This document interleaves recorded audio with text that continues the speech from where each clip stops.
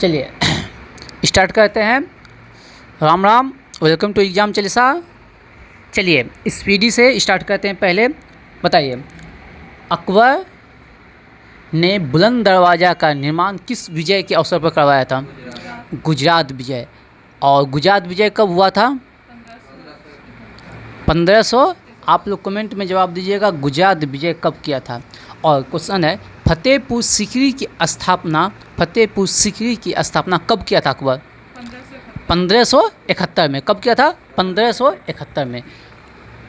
अब चलते हैं, और राजधानी अकबर ने राजधानी आगरा से चेंज किया था कहाँ? फतेहपुर सीकरी। आगरा से चेंज किया था फतेहपुर सीकरी। और अमर राजा अकबर का जन्म कब हुआ था? 1542 में, अमरकोट के बिरसा महल में। अमरकोट के बिरसा महल में। चलिए, इन्होंने दास प्रथा का उन्मूलन कब किया था? 1562 में। दास प्रथा का उन्मूलन किया था 1562 में। और उसके बाद हो गया जाजिया कर को समाप्त किया था 1564 में। जाजिया कर को समाप्त किया था 1564 में।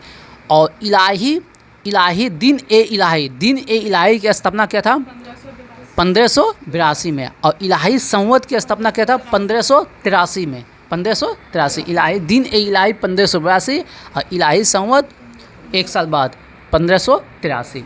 और हो गया मजहर की घोषणा कब किया था? 1579 में मजहर की घोषणा किया था। चलते हैं आगे। बताइए, पोंग बांध किस नदी पे है? ब्यास नदी पे। पोंग बांध किस नदी पे है? ब्यास नदी पे। ये पोंग बांध हिमाचल प्रदेश में, याद रखिएगा, पोंग बांध है हिमाचल प्रदेश में। पोंग बांध किस राज्य में है? हिमाचल प्रदेश में। और याद रखिएगा, ब्यास और सतलज पंजाब के कपूरथला के हरिके नामक स्थान पे मिलता है, तो इसीलिए नाम होता है हरिके बैराज। नाम क्या होता है? हरिके बैराज। तो हरिके बैराज जो है ब्यास और सतलज के संगम पर है। ब्यास और सतलज के संगम पे, बस समझे, याद रखिएगा, ब्यास और सतलज के संगम पे है, ठीक ना। और ये ब्यास नदी जो है ना, निकलता है कहाँ से? रोहतांग दर्रा से। कहाँ से निकलता है? रोहतांग दर्रा से। और धौलाधर को जो है ना, धौलाधर पर्वत श्रेणी को काट के पंजाब में प्रवेश करता है। धौलाधर श्रेणी को काट के पंजाब में प्रवेश करता है। ये सब बात याद रखिएगा, ठीक ना। और एक दो बात इससे याद रखिएगा। चलिए, बात है ब्यास नदी पे। ब्यास नदी पे कौन सा बांध है? पोंग बांध। बताइए, चमेरा और थीन परियोजना। चमेरा परियोजना है, थीन बांध है। बताइए किस नदी पे है? रावी। किस नदी पे है? रावी। चमेरा और थीन किस नदी पे है? रावी। चमेरा और थीन, रावी। और हो गया सलार, हो गया बगरियार और दुरस्ती। सलार, बगरियार और दुरस्ती, ये तीनों परियोजना झेलम पर। सगरियार, बगलियार और दुरस्ती, ठीक ना। सलार, बगलियार और दुरस्ती। सलार, बगलियार और दुरस्ती तीनों किस पे है? चिनाब पे। तीनों किस पे है? चिनाब पे। किस पे है? चिनाब। सलार हो गया, बगलियार हो गया और दुरस्ती। और तुलबुल परियोजना होता है झेलम पर। तुलबुल है किस पे? झेलम। तुलबुल और उड़ी परियोजना है झेलम पर। तुलबुल और उड़ी परियोजना है झेलम पर। ये सब इम्पोर्टेंट है। अगला है, वाटर पोलो में खिलाड़ियों की संख्या कितना है? 7 है। वाटर पोलो में खिलाड़ियों की संख्या कितना है? कबड्डी और नेटबॉल में भी कितना है? 7, ठीक ना। वाटर पोलो, कबड्डी और नेटबॉल में कितना है? 7। चलिए, अब पोलो में कितना है? 4। पोलो में कितना है? 4। बताइए अगला, लंकाशायर कहाँ स्थित है? इंग्लैंड में। लंकाशायर कहाँ स्थित है? इंग्लैंड में। बताइएगा, संयुक्त राष्ट्र संघ के प्रथम महिला अध्यक्ष, संयुक्त राष्ट्र महासभा की प्रथम महिला अध्यक्ष कौन है? विजया लक्ष्मी पंडित, जवाहरलाल नेहरू की बहन, ठीक ना, याद रखिएगा। चलिए आगे बढ़ते हैं। गांधीवादी अर्थव्यवस्था किस सिद्धांत पर आधारित है? ग्रामीण सहकारिता। लेकिन बोल देंगे सहकारिता समिति। सहकारिता समिति जो है ना, 97 सहकारिता समिति 97 संविधान संशोधन के तहत इसको लाया गया था, सहकारिता समिति को, ठीक ना। इसको रखा गया था 9 के खो में, भाग 9 के खो में रखा गया था, भाग 9 के खो में रखा गया था, याद रखिएगा। सहकारिता समिति 97 संविधान संशोधन के तहत, ठीक ना। चलिए बताइएगा, संयुक्त राष्ट्र संघ की प्रमुख शाखा तो बताइए, ज्ञानपीठ पुरस्कार का प्रारंभ किसने किया था?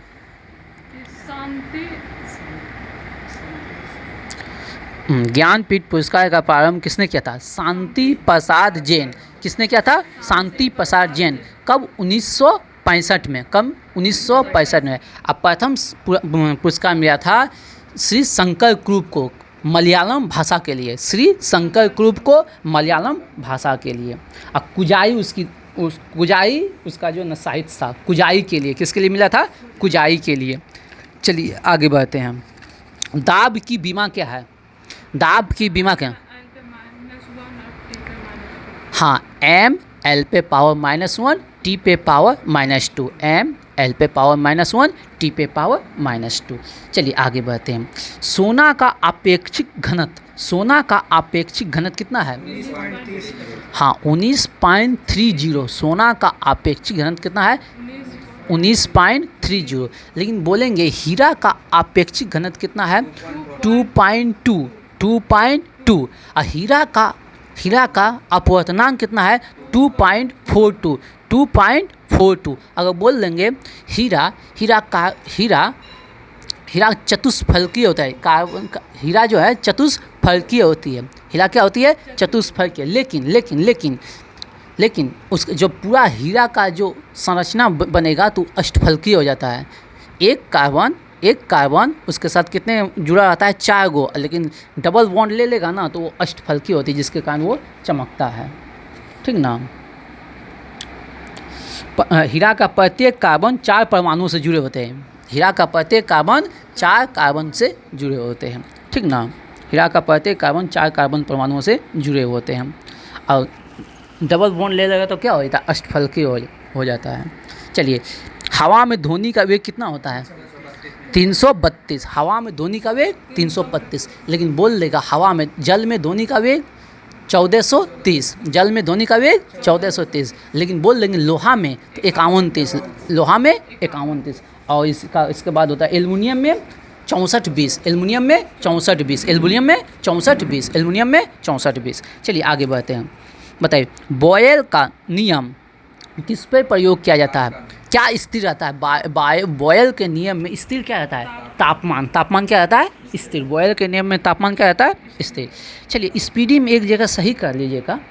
बर्फ के लिए संलयन की विशिष्ट ऊष्मा वहाँ लिखा है। विशिष्ट ऊष्मा ना होगा, वहाँ होगा गुप्त ऊष्मा।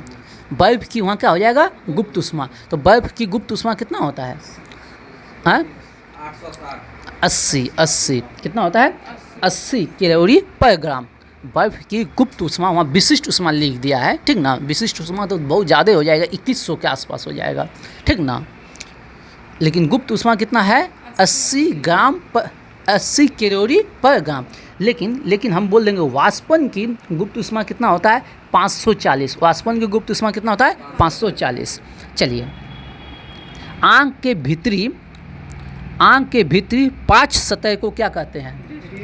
दृष्टि पटल। क्या कहते हैं? दृष्टि पटल। लेकिन आँख में जो है धूल कण चल जाता है, कौन सा भाग लाल हो जाता है? श्लेष्मा, जिसे कहते हैं कंजंक्टिवा। आँख में जो दान कहते हैं, कौन सा भाग? कॉर्निया। और आँख के रंग के लिए उत्तरदायित्व कौन होता है? शंकु। कौन होता है? शंकु। और क्षय का काम क्या है? प्रकाश की तीव्रता का नियंत्रण करना। हमारे आँख में प्रकाश कितने देर तक रहता है? वो 1/10। नहीं देखते हैं, धूप से आते हैं तो कुछ देर के लिए आप हम लोग को दिखाई नहीं देता है, कुछ देर के लिए, तो वही है। चलिए, रडार में किस तरंग का प्रयोग किया जाता है? विद्युत चुम्बकीय तरंग। रडार में कौन सा तरंग? विद्युत चुम्बकीय तरंग। बताइए, गेटवे ऑफ इंडिया की स्थापना कब हुआ था? 1911। गेटवे ऑफ इंडिया की स्थापना 1911। बताइए, पानीपत की तीसरे युद्ध कब हुआ था? 1761। किसके बीच? हाँ, अब्दाली और मराठों के बीच, अब्दाली और मराठों के बीच। बताइए कुतुब शाही राजवंश कहाँ शासन करता था? गोलकुंडा में कुतुब शाही। और इसको कुतुब शाही राजवंश का संस्थापक कौन है? कुली कुतुब शाह। कौन है? कुली कुतुब शाह, कुली कुतुब शाह। बताइए बीबी का मकबरा कहाँ है? औरंगाबाद। और किससे संबंधित है? औरंगजेब की पत्नी से। किससे संबंधित है? औरंगजेब की पत्नी से। ठोस कोण की इकाई क्या है? स्टेरेडियन। ठोस कोण की इकाई स्टेरेडियन। ये 2-3 बार क्वेश्चन अभी तक में आ गया है हाल फिलहाल में, ठीक ना। एक प्रकाश वर्ष बराबर कितना किलोमीटर? 9.46 गुना 10⁻12। हाँ, 9.46 गुना 10⁻12 किलोमीटर या मीटर? किलोमीटर। अब मीटर बोलेगा तो 15, मीटर बोलेगा तो 15। बताइए अग्नि सेकेंड प्रक्षेपास्त्र की रेंज कितना है? 2000 किलोमीटर। बताइए उष्मा की मापन, उष्मा की इकाई क्या है? उष्मा की इकाई क्या है? कैलोरी, ठीक ना। बताइए विद्युत चुम्बक में किस लोहे का उपयोग करते हैं? विद्युत चुम्बक में किस लोहे का उपयोग कर? मृदु लोहा। विद्युत चुम्बक में मृदु लोहा। बताइए 1 माइक्रोन बराबर कितना मिलीमीटर? 0.001 हाँ, 10⁻³ मिलीमीटर। इसको बोल सकते हैं 0.001, ठीक ना, मिलीमीटर। बताइए कास्टिक सोडा का रासायनिक नाम क्या होगा? NaOH। एकदम राइट है, NaOH। कास्टिक सोडा नाम याद रखिएगा, कास्टिक सोडा NaOH। लेकिन बोल देगा धवन सोडा, धवन सोडा तो Na2CO3 और उसमें 10H2O लगा दीजिएगा, Na2CO3 × 10H2 तो धवन सोडा हो गया और कास्टिंग सोडा हो गया। अब बच गया बेकिंग सोडा। हाँ हाँ, NaHCO3। बताइए बल का CGS मात्रक क्या है? डाइन। बल का CGS मात्रक क्या होता है? डाइन। और 1 न्यूटन बराबर कितना डाइन? 10⁵ 10⁵ डाइन, ठीक ना। बताइएगा MKS प्रणाली में यंग प्रत्यास्थता गुणांक की इकाई क्या है? MKS प्रणाली में यंग प्रत्यास्थता गुणांक की इकाई क्या है? Newton metre square. Newton metre square क्या होगा? Newton metre square. बताइए घंटा जिसको कहते हैं बेल, घंटा जिसको कहते हैं बेल, नहीं घंटी बजाते हैं, हाँ, वो किसका मिश्रण होता है? तांबा और टीन। घंटी जो है किसका मिश्रण होता है? तांबा और टीन, CuSn। किसका होता है? CuSn। बताइए 1 नैनोमीटर बराबर कितना होता है? 10⁻⁻9 मीटर। 1 नैनोमीटर बराबर 10⁻⁻9 मीटर होता है। बताइए रविन्द्रनाथ टैगोर के पिताजी का नाम क्या था? देवेंद्रनाथ टैगोर। यही देवेंद्रनाथ टैगोर है जो 1839 में तत्वबोधिनी सभा की स्थापना किया था। किसका स्थापना किया था?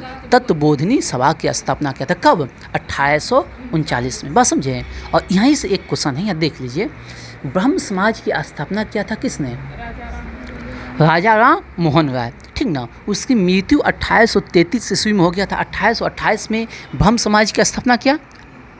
1828 में ब्रह्म समाज की स्थापना किया ना। उसके बाद 5 साल के बाद उसका मृत्यु हो गया इंग्लैंड में। इंग्लैंड में उसका मृत्यु हो गया राजा राम मोहन राय की। और राजा राम मोहन राय को राजा की उपाधि दिया था अकबर द्वितीय ने। तो उसके बाद जो था ना, सुन लीजिए ना तने का, उसके बाद ब्रह्म समाज को जो संभाला वो देवेंद्रनाथ टैगोर। देवेंद्रनाथ टैगोर कौन हुआ? रविन्द्रनाथ टैगोर के पिताजी। और रविन्द्रनाथ टैगोर को 1913 में गीतांजलि के लिए क्या मिला था?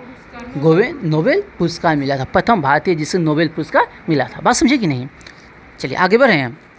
तो उसका पिताजी भी महान था, उसका भाई वो भी महान थे और उसका भाई भी महान था, ठीक ना। चलिए अब बताइए जलयानों की चाल मापा जाता है कौन सी में? नॉटिकल मील में। कौन सी में? नॉटिकल मील प्रति घंटा। नॉटिकल मील प्रति घंटा। लेकिन बोल देंगे 1 नॉटिकल मील बराबर होता है, याद रखिएगा, 1.852 किलोमीटर। 1 नॉटिकल मील बराबर 1.852 किलोमीटर। बात समझे कि नहीं? नॉटिकल मील क्या है? समुद्री, जो जैसे हम समुद्र में जो मापेंगे ना दूरी, वो नॉटिकल मील में मापा जाता है। यहाँ किलोमीटर में नापते हैं, लेकिन समुद्र में मापते हैं कौन सी में? नॉटिकल मील में। और 1 नॉटिकल मील बराबर होता है क्या? 1.852 किलोमीटर। चलते हैं, आगे बढ़ रहे हैं।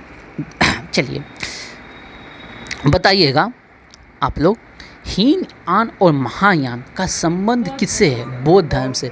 तो बौद्ध धर्म दो भागों में बढ़ गया था। कब? चतुर्थ बौद्ध संगति में। बौद्ध धर्म का जो चतुर्थ संगति था उसमें बौद्ध धर्म कितने भाग में बढ़ गया था? दो भाग में, हीनयान और महायान। तो यहाँ समझिए ना, हीनयान और महान। चतुर्थ बौद्ध संगति कहाँ हुआ था? कुंडलवन जम्मू कश्मीर में। किसके समय में? कनिष्क के समय में। उसमें अध्यक्षता किसने किया था? वसुमित्र। किसने? वसुमित्र। और उपाध्यक्ष कौन था? अशुघोष। उपाध्यक्ष कौन था? अशुघोष। अब समझिए, हीनयान और महायान। महायान का जो प्रमुख वाक्य था बोधिसत्व था। क्या था? बोधिसत्व। महायान का ध्येय वाक्य क्या था? बोधिसत्व। ठीक ना। और वो मानता था कि जन कल्याण, वो भरोसा रखता था जन कल्याण में, यानी बोधिसत्व प्राप्त हुआ किसको? जो जन कल्याण करेगा। लेकिन हीनयान जो है ना का जो आदर्श वाक्य था अहत पद। क्या? अहत। अहत ओ परे तो अहत। ठीक ना। इसका जो है ना इसका जो मतलब मुख्य काम था ध्यान, तपस्या। बात समझे? दोनों का बात समझ में आ गया? चलिए आगे बढ़ते हैं। साधना, जिसको हम कह सकते हैं साधना करना। बात समझे? एवं जन कल्याण करना है। महायान का काम जन कल्याण करना। इसका अहत पद। अहत पद का मतलब क्या होता है? साधना। क्या? साधना। ठीक ना। आगे बढ़ते हैं। पंकज आडवाणी। पंकज आडवाणी किस खेल से संबंधित है? हाँ, स्नूकर। ये बहुत एग्जाम में पूछा है। पंकज आडवाणी। अब भारत का जो है ना सब एक ही वो खिलाड़ी है स्कूनर में, मात्र यही पंकज आडवाणी। ठीक ना। स्नूकर में मात्र यही एक खिलाड़ी है जो हमेशा जो है ना पुरस्कार देता है, हमेशा। ठीक ना। अब एक दो वो आ रहा है नया स्नूकर में, याद रखिएगा। सिमलीपाल राष्ट्रीय उद्यान कहाँ है? उड़ीसा में। कहाँ है? उड़ीसा में। ठीक ना। और चिल्का झील कहाँ है? उड़ीसा में। चिल्का झील भी कहाँ है? उड़ीसा में। चलिए, हल्दिया तेल शोधक कारखाना। हल्दिया तेल शोधक कारखाना कहाँ है? पश्चिम बंगाल में। कहाँ है? पश्चिम बंगाल में। और लेकिन हम पूछ देंगे, हल्दिया हो गया कहाँ? पश्चिम बंगाल। डिगबोई कहाँ है? डिगबोई कहाँ है? असम में। डिगबोई है असम में। और नुब्रा घाटी कहाँ है? असम में। नुब्रा घाटी भी कहाँ है? असम में। चलिए, वर्तमान में जर्मनी की मुद्रा क्या है? यूरो। आप लोग कमेंट में जवाब दीजिएगा। जर्मनी की राजधानी, जर्मनी की राजधानी कमेंट में जवाब दीजिएगा। बताइए। नहीं, आप लोग कमेंट में जवाब दीजिएगा। जर्मनी की राजधानी। ठीक ना। भारत के अंतिम वायसराय कौन है? भारत के अंतिम वायसराय लॉर्ड माउंटबेटन है। ठीक ना। और बताइए प्रथम वायसराय कौन है? कल ही हम बताए हैं, लॉर्ड केनी। 1858 का भारत शासन अधिनियम के तहत बनाया गया था। ठीक ना, लॉर्ड केनी। और लॉर्ड केनी एक काम किया था, विभागीय प्रणाली का स्टार्ट किया था। विभागीय प्रणाली का स्टार्ट किया था। ठीक ना, लॉर्ड केनी। ठीक। चलिए, और केंद्रीयकरण 1773 के रेगुलेटरी एक्ट को कहते हैं हम केंद्रीयकरण। और 1833 के चार्टर अधिनियम को क्या कहते हैं? विकेंद्रीयकरण। ठीक ना। क्या कि हम मद्रास और मुंबई के गवर्नर जनरल को शक्ति लौटा दिया गया था। ठीक ना, इसीलिए वहाँ कहलाने लगा विकेंद्रीयकरण। चलिए इधर आइए, इधर आ जाइए। ठीक ना। दोहरी शासन व्यवस्था लागू हुआ था 1784 के पिट्स इंडिया एक्ट के तहत, लेकिन उसका समाप्ति हुआ था 1858 में। ठीक ना। लेकिन बोल देंगे प्रांतों में द्वैध शासन लागू कब हुआ था? 1919 में। लेकिन केंद्र में द्वैध शासन कब लागू हुआ था? 1935 में। कब लागू हुआ था? 1935 में। और द्वैध शासक का जनक किसे कहा जाता है? लियोनियस कार्टियर। ठीक ना, लियोनियस कार्टियर। चलिए आगे बढ़ते हैं।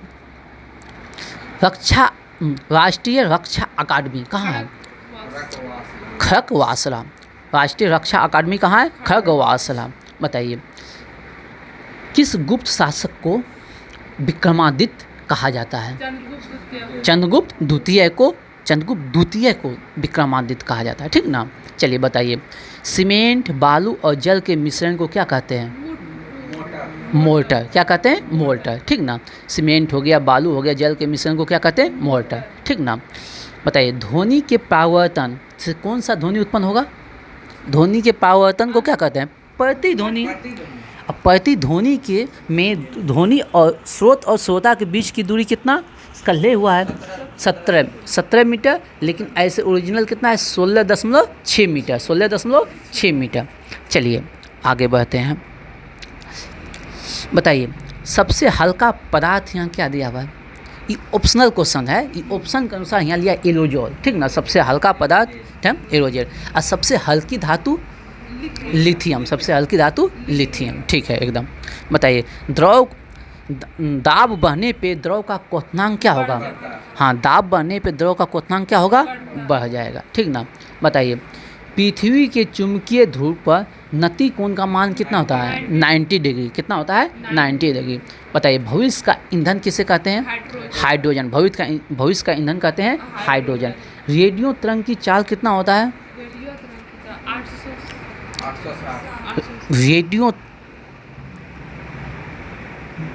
रेडियो तरंग की चाल यहाँ दिया है 3 × 10⁸ मीटर पर सेकेंड। हाँ, प्रकाश का चाल, तो प्रकाश का चाल से ही रेडियो तरंग की चाल चलता है, ठीक ना।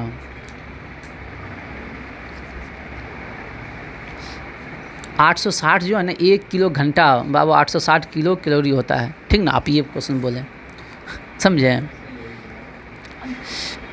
प्रकाश कैसी तरंगे है? कैसी तरंगे है? अनुप्रस्थ तरंगे। प्रकाश है अनुप्रस्थ तरंगे, लेकिन हम बोल देंगे ध्वनि कैसे तरंगे है? अनुदैर्घ्य। अच्छा, अनुदैर्घ्य चुंबकीय या यांत्रिक है? हाँ, चुंबकीय या यांत्रिक? यांत्रिक। ध्वनि यांत्रिक तरंगे है। यांत्रिक में कौन सा? अनुदैर्घ्य। यांत्रिक में अनुदैर्घ्य, ठीक ना। बताइए सोल्डर किसका मिश्र धातु है?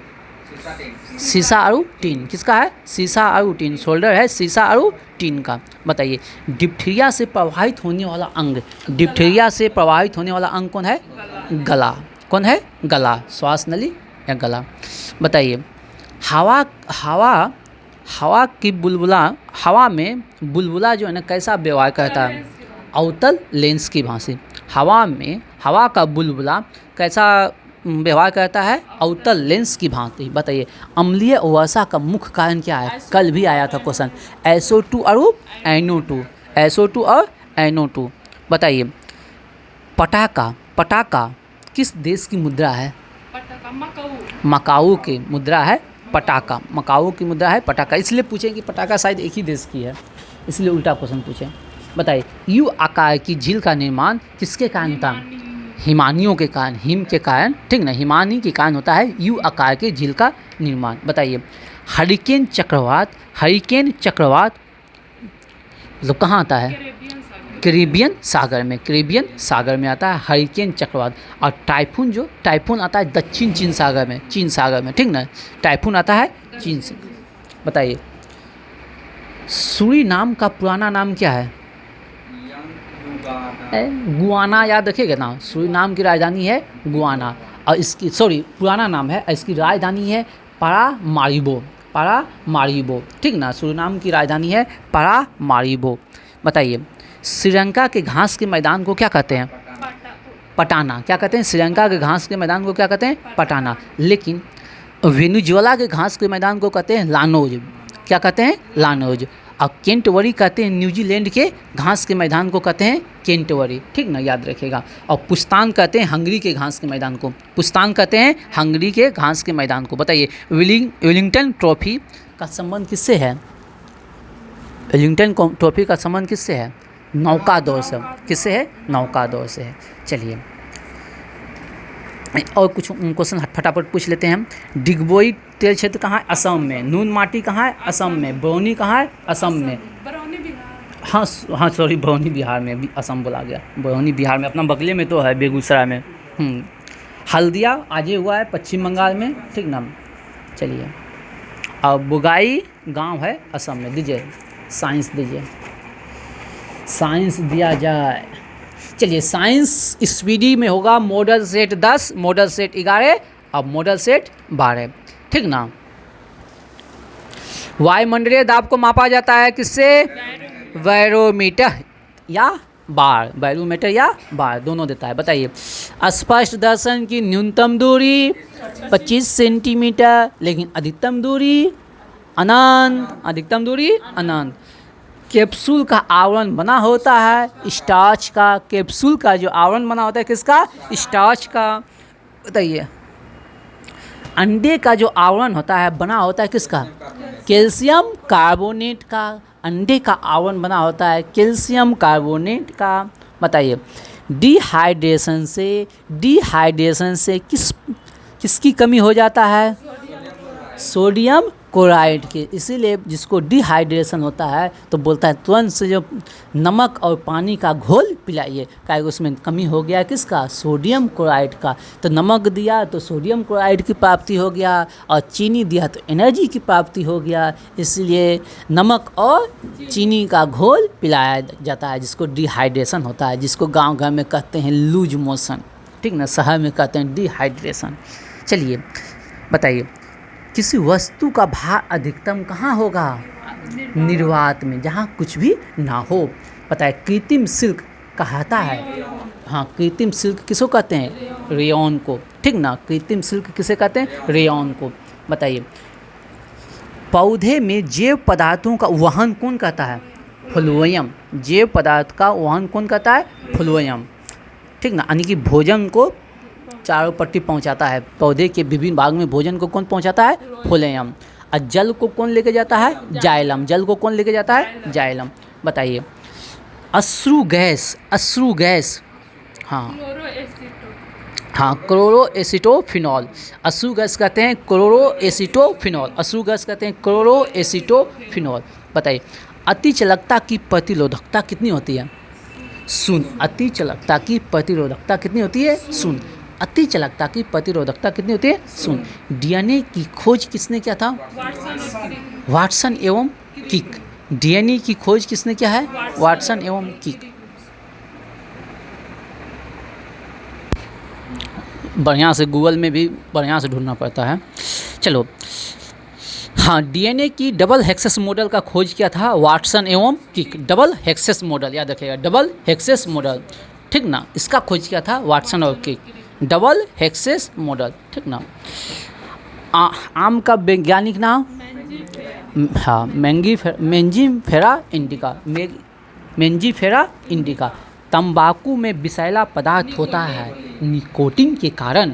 बताइए रेफ्रिजरेटर में जल को ठंडा करने के लिए प्रयोग किया जाता है अमोनिया गैस का। ध्यान से सुनिएगा बबुआ, कौन सा गैस? रेफ्रिजरेटर। शुद्ध हिंदी में पढ़ते हैं एक बार। रेफ्रिजरेटर में जल को ठंडा करने के लिए प्रयोग किया जाता है अमोनिया गैस। कौन सा गैस? Ammonia gas. और यूरिया जो है ना, यूरिया में जो गंध आता है किसके कारण? अमोनिया का कारण। यूरिया में जो गंध आता है अमोनिया के कारण। पेशाब कुछ देर के बाद महकता है, पेशाब कुछ देर के बाद महकता है, उसके कारण अमोनिया का। और यही अमोनिया गैस क्या कहता है? रेफ्रिजरेटर में जल को ठंडा करता है। तो वो जल कितना अच्छा है तो आप लोग बहुत समझदार आदमी है, खुद समझ सकते हैं, ठीक। आपको बताना मेरी मुख्यता है। बताइए वायुमंडलीय दाब क्या होता है बबुआ? वायुमंडलीय दाब कितना होता है? हाँ वायुमंडलीय दाब बराबर क्या होता है? एक वायुमंडलीय दाब बराबर बताइए। हाँ 10⁵ न्यूटन पर मीटर स्क्वायर। दो समांतर दर्पण के बीच रखी वस्तु का प्रतिबिंब बनेगा कितना? अनंत। तो इसीलिए जब आप मॉल में जाते हैं तो दो मिरर को क्या कहता है? समांतर रख देता है। तो आप जो है ना सिर्फ आप ही आप दिखाई देता है, नहीं देते हैं उस कौन सा रूम?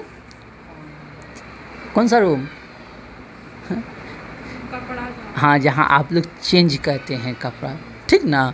उसमें दोनों दीवार के दोनों तरफ जो है ना मिरर लगा देता है, जिससे सिर्फ और सिर्फ आप ही आप दिखाई देते हैं, ठीक ना। उसका अनंत प्रतिबिंब बनता है, ठीक। बच्चा में चकरा जाते थे हम, निकल दरवाज़ा है तो है किधर? बताइए पेप्सिन प्रोटीन को बदल देता है किस में? पेप्सिन जो है पॉलीपेप्टाइड में। पेप्सिन जो है प्रोटीन को बदल देता है पॉलीपेप्टाइड में। किस में बदल देता है? पॉलीपेप्टाइड में, ठीक ना। बताइए प्रोटीन की कमी से दो बीमारी का नाम बताइए। क्वासिओकर रोग और मरासमस, ठीक ना, मरासमस, ठीक ना, क्वासिओकर और मरासमस, क्वासिओकर और मरासमस, ये दोनों होता है प्रोटीन के कमी से बच्चों में, किसमें, बच्चों में होता है ये दोनों रोग, ठीक ना। बताइए डीएनए की इकाई है न्यूक्लियोटाइड्स, न्यूक्लियोटाइड्स, डीएनए की इकाई है न्यूक्लियोटाइड्स।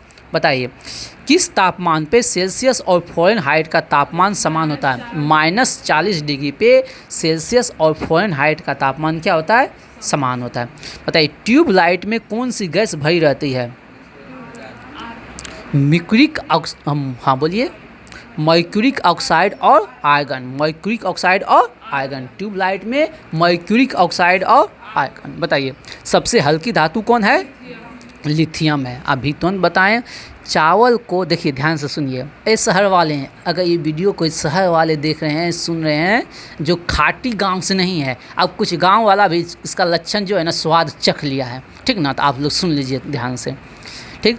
चावल को पॉलिश करने से कौन सा विटामिन नष्ट होता है? थायमिन, विटामिन थायमिन जो है ना रासायनिक नाम है किसका? विटामिन B1 को ही कहते हैं क्या? थायमिन, यानी कि विटामिन B1 नष्ट हो जाता है। आप लोग जो चावल खाते हैं पॉकेट वाला एकदम सुंदर सुशील चावल जो कहते हैं, गांव वाला चावल देने आता है ना, कितना गंदा है, we know it is bad, हैं आप लोग बोलते हैं। और पॉलिश वाला एकदम बढ़िया वाला एकदम प्लास्टिक मार एकदम चमाकचम चावल जो लाडली चावल लेके जाते हैं, उसमें विटामिन B1 नहीं खेबा, समझें। 1 kg को साफ़ करने में लगता है 4 रुपया, ठीक ना। वही हम ही लोग का चावल, वही मटका चावल को साफ़ करके एकदम विटामिन B1 निकाल के देता है, शहर वाला सब कहता है बहुत अच्छा चावल, कितना अच्छा देखो दिखने में, ठीक ना। हम लोग का चावल को धोएगा तो कितना गंदा निकल रहा है।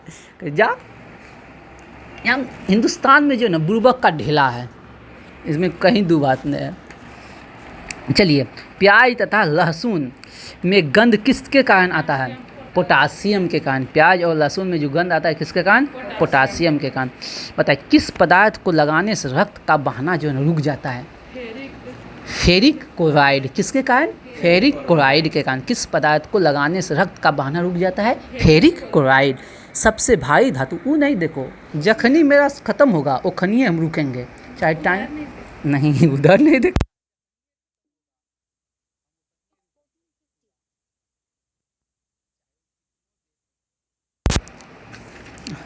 ठीक ना। हाँ बताइए D2O का समान नाम क्या है? भारी जल। D2O सुनिए पहले, जो जल होता है, जल का फॉर्मूला क्या होता है? H2O। जल का फॉर्मूला क्या होता है? H2O। उसका अनुभार होता है, ऑक्सीजन का परमाणु संख्या हो गया 8 और परमाणु द्रव्यमान हो गया 16। हाइड्रोजन का परमाणु संख्या हो गया 1 और परमाणु द्रव्यमान हो गया 2, तो 16 2 कितना हो गया? 18। तो जल का जो भार होता है, अनुभार होता है 18 होता है। जल का अनुभार कितना होता है? लेकिन भारी जल का अनुभार कितना होता है? 20। भारी जल का अनुभार कितना होता है? 20। कभी कभी पूछता है, तो ये गलती कौन कहता है? पढ़ने नहीं, जो जानता है तो कोई दिखते नहीं है, जो जानता है जो जल का अनुभार होता है 18 तो फटाक से मारता है 18। बस समझे, ये सब क्वेश्चन देता है उसके लिए नहीं, जो जानता है। जो नहीं जानता है उसके लिए तो काला अक्षर भैंस बराबर है। तो जाने छे ना, पढ़ ले छे ना, ले थोड़ा गलती करे वो हमें, ठीक ना। बताइए पृथ्वी की भू प्रॉपर्टी पर सर्वाधिक तत्व कौन सा पाया जाता है? ऑक्सीजन। कितना? 46.60। उसके बाद सिलिकॉन 27.72, ठीक ना। बताइए प्राकृतिक वर्ण का सिद्धांत किसने दिया था? डार्विन ने। प्राकृतिक वर्ण का सिद्धांत किसने दिया है? डार्विन ने। फोटोक्रोमेटिक कांच में व्यवहार होता है किसका? Silver iodide. फोटोक्रोमेटिक कांच में सिल्वर आयोडाइड, सिल्वर आयोडाइड। कल आया था सिल्वर ब्रोमाइड। कल क्वेश्चन क्या आया था? Silver bromide. कल आया था एक क्वेश्चन, हाँ आया था ना। हाँ फोटोग्राफी में दोनों आता है, ठीक ना। सिल्वर आयोडाइड भी आता है, सिल्वर ब्रोमाइड भी आता है, दोनों, ठीक ना। नींबू में कौन सा अम्ल? साइट्रिक अम्ल। नींबू में साइट्रिक अम्ल। अब भोजन को गर्म करने से कौन सा विटामिन नष्ट हो जाता है? Vitamin C। इसलिए कच्चा फल खाइएगा तो विटामिन C बना रहेगा, ठीक ना। स्याही के धब्बे को मिटाने के लिए किस अम्ल का प्रयोग करते हैं? ऑक्जेलिक अम्ल। आप लोग आज घर जाइएगा, ठीक ना, हाँ, और इस श्रेणी में जो बैठा होगा, इस श्रेणी का तो गारंटी नहीं लेते हैं, लेकिन इस श्रेणी में बैठे हुए का एकदम गारंटी है, घर के जो अलमारी में जो है ना जरूर होगा परफ्यूम, ठीक ना। तो उस परफ्यूम का जो है ना देखिएगा कहीं ऑक्जेलिक अम्ल लिखल है, परफ्यूम में देखिएगा कहीं भी ऑक्जेलिक अम्ल लिखल है, आप लोग देख के आके बताइएगा हमको, ठीक ना। चलिए आगे बढ़ते हैं।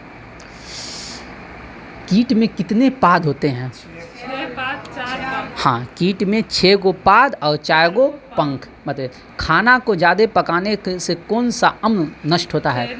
फॉलिक अम्ल, ठीक ना, फॉलिक अम्ल। और एगो हो गया विटामिन सी, अम्ल में हो गया फॉलिक अम्ल, ठीक ना। चलिए, दूध में कौन सा अम्ल पाया जाता है?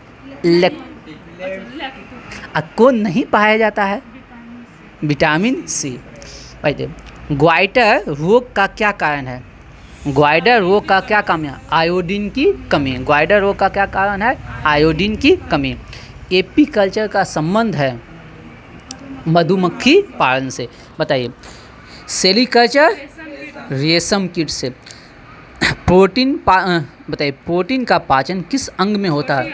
छोटी आंत, ठीक ना। ऐसे इसके पहले भी होता है, लेकिन यहाँ दिया है छोटी आंत, तो कोई दिक्कत नहीं। ऑप्शनल क्वेश्चन है, हीमोफीलिया रोग किस प्रकार का रोग है? आनुवांशिक रोग है। हीमोफीलिया जो है आनुवांशिक रोग है। दूध का फटना, दूध से दही बनना किस क्रिया के कारण होता है? किण्वन। दूध का फटना किण्वन, दूध से दही बनना किण्वन। चलिए, इंसुलिन की खोज किसने किया है? हाँ, बेंटिंग और बेस्ट। बेंटिंग और बेस्ट। इंसुलिन का स्रवण होता है अग्नाशय के बीटा कोशिका से। अब तो ये रटा गया होगा।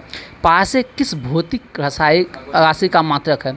खगोलीय दूरी। खगोलीय दूरी का मात्रक क्या है? एक पारसेक बराबर होता है 3.26 प्रकाश वर्ष। एक पारसेक बराबर 3.26 प्रकाश वर्ष। बताइए, गाय के दूध का पीला रंग किसके कारण है? केरोटीन के कारण। लेकिन दूध का उजला रंग किसके कारण? केसिन के कारण। हम कमेंट में बोले थे जवाब देने के लिए, दूध का उजला रंग केसिन के कारण, लेकिन पीला रंग केरोटीन के कारण। पीला रंग केरोटीन के। ये क्वेश्चन आज 2 बार आ गया, 2 बार क्वेश्चन आया। ये सेट मॉडल सेट हम बारे पूछ रहे हैं भैया। देखिए, अभी हम एकदम समुद्र एकदम शांत है, अभी उफानी नहीं आया है समुद्र में। 10 मिनट के बाद समुद्र में उफानी आएगा। ये मत देखिएगा, उफानी नहीं है तो इसमें जवानी नहीं है, जवानी है, छुपा कर रखें अभी, जवानी को आएगा, अभी टेंशन ना लीजिए, ठीक ना। बताइएगा, मलेरिया का परजीवी, मलेरिया किस परजीवी के कारण होता है? प्लामाडोनियम। प्लामाडोनियम, प्लामाडोनियम, ठीक ना। प्लामामोडियम ऐसे यहाँ लिखल है। विकास के उत्परिवर्तन का सिद्धांत किसने दिया है? हुडो डी ब्रिज। उत्परिवर्तन का सिद्धांत हुडो डी ब्रिज। उत्परिवर्तन। जैव विकास का लेमार्क। जैव विकास का लेमार्क। आप ही के सेट का क्वेश्चन है, पीछे है, ठीक ना। जैव विकास का सिद्धांत लेमार्क ने। चलिए, धातुओं के वेल्डिंग के लिए किसका उपयोग करते हैं? जो वेल्डिंग करते हैं ना, साइकिल टूट जाता है कुछ है, तो हम लोग तुरंते जाते हैं, कहते हैं वेल्डिंग करवा देंगे उसमें। हाँ, एसीटीन गैस का उपयोग करते हैं। कौन सा? एसीटीन। अब फल जो पकता है एसीटिलीन, फल जो पकता है एसीटिलीन देते हैं, ठीक ना। पॉलीथीन किसका बहुलक है? हाँ, नामे में पॉलीथीन, एथिलीन का। किसका है? एथिलीन का। पॉलीथिलीन किसका है? एथिलीन का। लोहा को जंग से बचाने के लिए क्या किया जाता है? जास्तीकरण किया जाता है, ठीक ना। जास्तीकरण, जस्ता का प्रयोग करते हैं। ये पीछे भी सेट में ही क्वेश्चन है, लोहे से जंग को बचाने के लिए। आपको याद दिलाते रहेंगे, ठोकते रहेंगे दिमाग को, कट कट कट कट कर। गलेना किस धातु का एक्स है? सीसा का एक्स क्या है? गलेना। सीसा का एक्स है गलेना। आंसुओं में कौन सा एंजाइम पाया जाता है? आंसू जो टपकता है, लाइसोजाइम। कौन सा एंजाइम? लाइसोजाइम, ठीक ना। आंसू जो टपकता है, लाइसोजाइम। तो महिलाएं में लाइसोजाइम की मात्रा हम लोग की अपेक्षा कुछ ज़्यादा पाया जाता है, इसलिए तन टपक जाता है, लगता है बेक मार गए। आजा आजा आजा, आओ जल्दी से आओ। जब चाहता है तुरंत बुला लेता है, आजा ए लाइसोजाइम, तो आजा, एक्टिव हो जा तुम। आंसू टपका वह का प्रस्त, वहीं चित हो गया, कहानी खत्म। देखिए, हाइड्रोजन में सर्वाधिक क्रियाशील होता है फ्लोरीन, सबसे ज़्यादा क्रियाशील होता है फ्लोरीन, ठीक ना। हाइड्रोजन में सर्वाधिक क्रियाशील होता है फ्लोरीन। गलेना हो गया, लाइसोजाइम हो गया। आयोडीन की कमी से होने वाला घेंघा रोग किस ग्रंथि की वृद्धि होती है? थायराइड। किसे? थायराइड। इससे जिसको थायराइड होगा तो ये सब होने का संभावना है, ठीक ना। पीएच का निर्धारण किसने किया था? सॉरेंसन। PH scale Sorensen. मनुष्य के शरीर की सबसे बड़ी मांसपेशी कौन है? Gluteus maximus. बताइए, शरीर का घाव किस विटामिन से जल्दी भर जाता है? Vitamin C. यानी विटामिन सी पर्याप्त मात्रा में है तो शरीर का घाव क्या होगा? जल्दी भर जाएगा। अब विटामिन सी का सबसे अच्छा स्रोत क्या है? आंवला। सबसे अच्छा स्रोत क्या है? आंवला, जिसे खाने में किसी को अच्छा नहीं लगता है, ठीक ना। लगता है चटनी वगैरह अच्छा लग सकता होगा, ठीक ना। बताइए, फोटोग्राफी प्लेट पर किसकी कोटिंग की जाती है? फोटोग्राफी प्लेट पे कल भी आया था सिल्वर ब्रोमाइड। फोटोग्राफी प्लेट पे किसकी कोटिंग की जाती है? Silver bromide. कल नहीं आया था क्वेश्चन, यही क्वेश्चन जो ना अलग अलग तरीक़ा से आता है, ठीक ना। फोटोग्राफी सब आएगा ना, है फोटोग्राफी देख लीजिए, आंख बंद करके मार दीजिए सिल्वर ब्रोमाइड ऑप्शन में है। तो हेजा किस सूक्ष्म जीव के द्वारा होता है? विबोयो क्लोरी। हैजा जो है विबोयो क्लोरी के कारण होता है। मनुष्य के शरीर की सबसे बड़ी धमनी कौन होता है? महाधमनी, एरोटा। मनुष्य के शरीर की सबसे बड़ी धमनी कौन है? महाधमनी, एरोटा। रक्त में गैसों का आदान प्रदान किस अंग से होता है?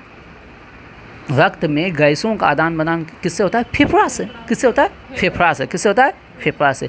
ये क्वेश्चन कल भी आया था, परसों भी आया था। पृथ्वी के आयु का निर्धारण किससे होता है? अब तो आप यहाँ कोई महाबुद्धू होगा, अब यहाँ बैठल होगा, अब यहाँ बैठ के सोचता होगा तीसरे के बारे में, तब तो हम नहीं कर सकते हैं। तो यूरेनियम डेटिंग विधि से पृथ्वी की आयु यूरेनियम डेटिंग, और जीवाश्म की आयु कार्बन डेटिंग। और कार्बन डेटिंग में कौन सा कार्बन? कार्बन 14। चलिए, ये हो गया शांति रूप से संपन्न हुआ स्पीडी का, ठीक ना। अब होगा स्टार्ट लूसेंट का सुप्रासा। चलिए, कितना देर हुआ? 42 मिनट। यानी कि घड़ी में बजता होगा 3:02 होता होगा, आई होप, ठीक।